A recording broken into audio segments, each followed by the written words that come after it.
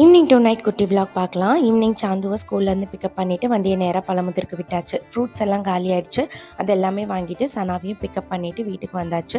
So time இல்லை ஸ்பெஷலாக ஏதாவது ஸ்நாக்ஸ் பண்ணுறதுக்கு. அதனால சிம்பிளான ஸ்மூத்தி தான் எப்படி பண்ணுறதுன்னு பார்க்கலாம். ஒரு மீடியம் சைஸ் ஆப்பிள் தோல் உரிச்சு எடுத்துக்கோங்க. 2 மீடியம் சைஸ் செவ்வாழைப்பழம், 4 டேட்ஸு, சில்லுன்னு 1 டம்ளர் பால், 4 டேபிள் ஸ்பூன் ஹனி சேர்த்துட்டு நல்லா மிக்ஸி ஜாரில் அரைச்சி கொடுங்க. ஸ்மூத்தி ரொம்ப டேஸ்ட்டாக இருக்கும். கண்டிப்பாக ட்ரை பண்ணி பாருங்கள்.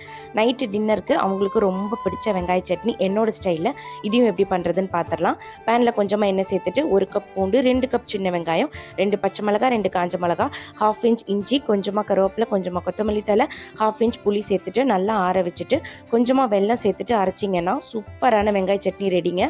இனிப்பு, புளிப்பு, காரம் சேர்ந்து நெய் தோசைக்கு அட்டகாசமாக இருக்கும்.